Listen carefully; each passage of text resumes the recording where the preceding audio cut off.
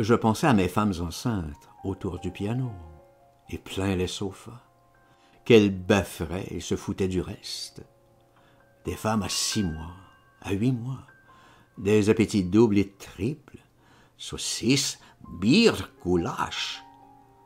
Je ne pouvais pas leur donner autant. Les prévôts les assommaient. De tous les coins de France, il y en avait, de toutes les provinces. Pourquoi ils s'étaient sauvés? Sigmaringen, indicatrice, mouche de village, pétasse de lieu-dit, ou simplement fille d'usine pour voyager, ou leurs hommes à la LVF, ou fiancés à des boches, peut-être guichetières de poste restantes, presque toutes de certains accents, nord, massif, central, sud-ouest. Pas à leur poser des questions, elles mentaient surtout, sauf une vérité, l'appétit. C'est pas le petit supplément de nouilles que je pouvais leur faire avoir, et la lessive de rave 2 fois par semaine qui pouvait les rassasier. Donc c'était la providence, ces boules éroulantes comme à gogo. J'allais pas les faire pincer, tout de même.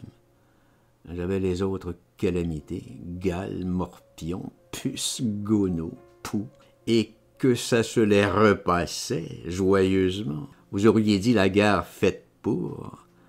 Je voyais aboutir pour finir une saloperie, un nouveau microbe, un fléau, une rigolade de tréponème qui pousserait sur désinfectant.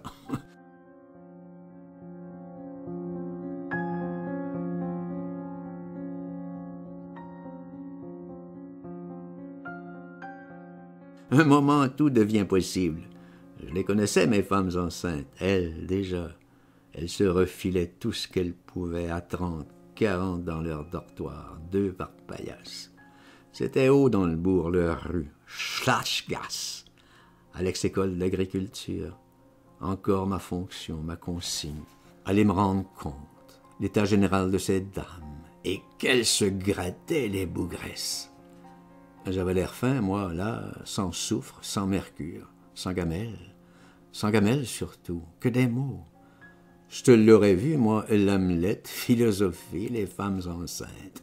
Not to be, gamelle. Mais, vrai, je les trouvais pas souvent, presque jamais.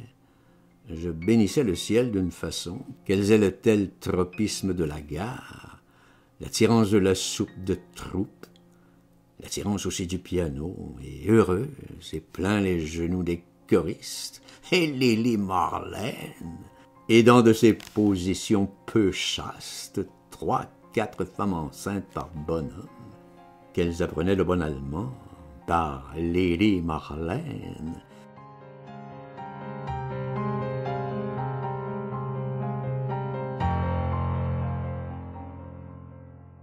Toutes ces troupes avaient les voix justes, pas du tout faussettes. Et sur 3, 4 tons, toute la buvette et les plateformes, et les roulantes, l'accouchement sans douleur, je vois, leur donnez pas à bouffer, sauf une gamelle en accouchant. Les miennes seraient restées dans la gare pour accoucher. Moi, j'avais rien, sauf les nouilles, à leur école d'agriculture. Brénon non plus, Raumnitz non plus, ni Pétain. Jamais vous verrez la troupe, soit Fritz, slovaque, franzoise, russe, japonaise, Pawin, refuser l'écuelle. Là, le très grand côté des armées. Quand il y avait encore des casernes, vous pouviez vivre des corps de garde. Dès que ça sonnait « au réveil », vous avez ce qu'il faut à la porte. La queue des hommes dans le besoin l'ogdu la gamelle, ça a été remplacé par rien. C'est vrai bons usages, tout se perd, remplacé par rien. Maintenant hypocrite, la misère, on l'envoie bouffer du papier, formulaire et des tampons, et encore plus vite, plus pressé, des tanks, marmites, Nachnebel. Moi, mes choristes, filles mères, cloques et troubades, toutes les âmes, bien tendres enlacées, me donnaient de ces concerts de choc, de ces ensembles, bifs, mémères, sapeurs, comitadji que vous retrouverez nulle part. Vous auriez vu cette buvette, parfaite harmonie, et piano, pas une seule note dissonante. que Maxime et Folie Bergère sont kersatz exhibitries de frimes à côté, 100 sous la passe, Vénus centenaire, Roméo moumoute, Caruso mélacasse phthisique, sauterie à pleurer, rien qu'approche de ce qui se passait à ma buvette 20-30 trains par jour. Toute l'Europe en uniforme est turgescente, et les prisonniers d'Est, d'Ouest, Nord, frontières suisses, Bavière, Balkans.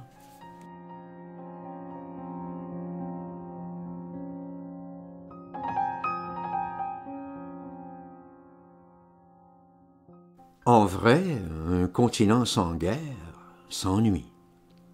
Sitôt les clairons, c'est la fête, grande vacances totales, et au sang de ces voyages à plus finir, les armées ne décessent pas de bouger, entremêlées, rouler encore, jusqu'elles éclatent, convois, locaux, trains, panzers, blindés fourgons, mal munitions, plus et encore. Pensez qu'Hilda, les copines, avaient un peu à frétiller, d'une arrivée de pieds nus à l'autre. La viande. Je vous oubliais la horde des pauvres travailleuses, 200 000 Françaises en Allemagne, qui se rabattaient de Berlin, de partout, de toutes les usines sur Sigmaringen, pour que Pétain les sauve. À la Briffe aussi, forcément, dès la gare, sautaient des wagons par les fenêtres. Vous pouvez juger du nombre des personnes qui avaient faim autour des roulantes. L'affluence, pire que notre vestibule du Lowen, pire que les WC. Là, on faisait pipi à même sur les banquettes, et en chantant, et contre le pianiste, où il y a de la gêne. Jamais j'ai vu un instrument tant dégouliné que ce piano de la gare. Pourtant, j'ai fait des pianos de Londres, montés suspendus sur voiture à bras, qui étaient aussi de ces jeux d'urine. Oh, mais encore une autre affaire, je vous oubliais. Pourtant, le satané arrivage, 3 trains tout bourrés de dactylos, chefs de bureau et généraux en civil, 3 trains de la mission Margoton qui n'arrêtaient pas de partir, revenir, pour Constance, jusqu'à l'aiguillage. Hop, sifflet. On s'en va, on retourne. Un autre bifure, interdit de descendre. Ils se sauvent, ils cavalent nu-pieds aussi. Ils sont partout, panards pleins de crevasses. 2 mois qu'ils avaient zigzagué à travers l'Allemagne, de bombes dans les voies, on n'a que dû crouler. On voulait plus d'eux nulle part, plus en haillons que nous encore. Les calots encore plus sortis, ce qu'ils avaient vu et passé. 10 fois ils avaient pris feu. Ils ne savaient plus dans quel zigzag, sous quel tunnel, quelle province, refoutu leur bastringue sur roue eux-mêmes, rempierré le ballast eux-mêmes. Personne ne les a aidés. Sigmaringen, ils pensaient Lourdes. Pétain, la Mecque, terminus miracle, ça leur sortait les calots encore pire. Or, et à chaque portière, 20, 30 tronches. Il voyait Pétain s'amener en personne, leur servir lui-même de ses menus bien compensateurs des souffrances, faisant champagne, glace marasquin, cigares comme ça. Mais quand il voyait ni Pétain ni les couverts mis, les choses telles, pas de Père Noël, il se jetait aussi sur les boules, à la roulante et aux gantouses. Il se faisait raison goulûment.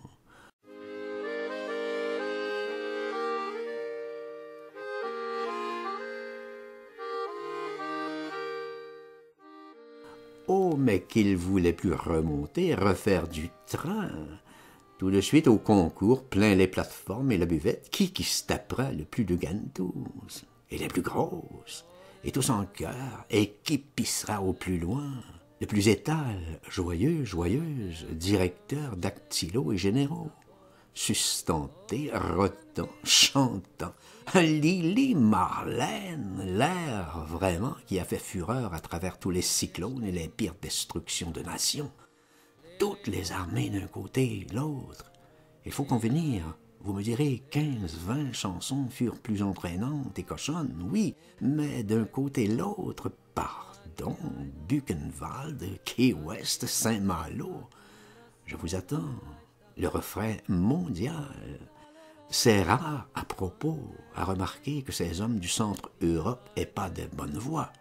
Slovènes, bulgaro-tchèques, polacs, et chansons sur 3, 5 tons, kiff pour le piano, qui était pourtant le pissoir fini. C'est rare qu'il n'y a pas là autour 3, 4 pianistes prêts, et pas des mauvais tapeurs. Je sais ce que je cause, et des garçons tout à fait simples, sûrement laboureurs, manœuvres, hommes de force. Nous, là, de France, question d'être artiste, on est du verbe, du boniment, de l'envoi de vannes. Le cœur y est pas. L'artiste chanteur est comme gêné, malheureux qu'on le force. Zut, et mes considérations. Je vais encore vous ennuyer. Je vous oublie mes femmes enceintes et mes travailleuses des trains, et les SA mainteneurs de l'ordre, et la mission Margoton. Bien français, ceux-là, à ressort. Et comment? S'ils se plaignaient que le maréchal n'était pas venu, ni envoyé seulement personne, comment ils allaient lui écrire tout de suite, d'abord et deux, aux roulantes, primum, primum. Si la France crève, ça sera pas d'atome ZQH, ça sera de primum bouffe. Foutez conquérant autant de roulantes que de mètres carrés, et pive à plus soif, place de la Concorde, et ça se ralliera, soumettra, enthousiaste. Vous saurez plus où les mettre, et namourez. Laterne stehen mit dir. Les voyageurs Margoton, pourtant, leur train les sifflait qu'ils rappliquent, qu'ils remontent, que leur dur allait redémarrer. Salut, zéro. Ils s'affalaient à même les voies, sous les wagons, que le train les écrase. Ils sabotaient. Part. Les SA hurlaient « Louche, louche !» que le dur parte quand même. Les machinistes qui hésitaient, les grands-mères à travers les rails. Vous n'avez pas parlé de ces vieilles femmes, une autre secte, les assistés de notre mairie. Oui, la nôtre, la française. Une fonction, le bureau de bienfaisance, de les envoyer bouffer ailleurs.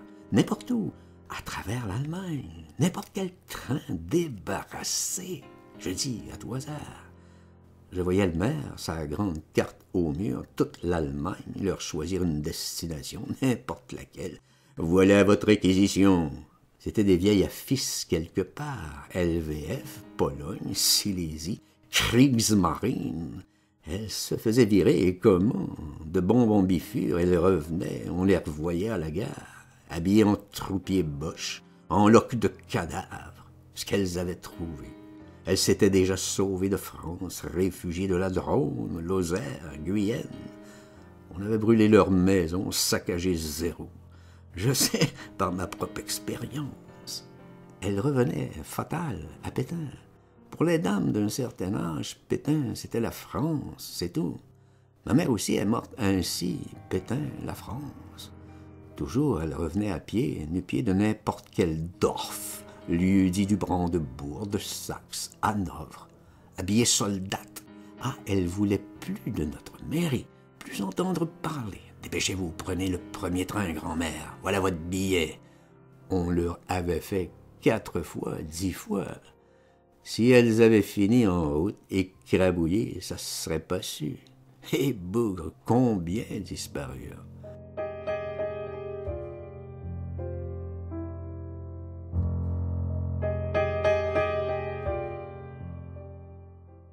Celle qui revenait, grand-mère d'expérience, parlait qu'elle voulait plus de billets, rester à la gare, c'est tout, fidèle à Pétain à travers les rails, avec les dames de la mission. Le moment était venu qu'elle résistait à toutes les menaces, matraque, pataquès. Elle faisait rigoler les roulantes comme elle s'imposait. Leur place à personne, une gantouse, une autre. Aussitôt qu'elle me voyait de loin, il fallait que j'arrive, que je les examine, la langue, le foie, l'attention. Je me croyais encore à Clichy. Les aigreurs aussi.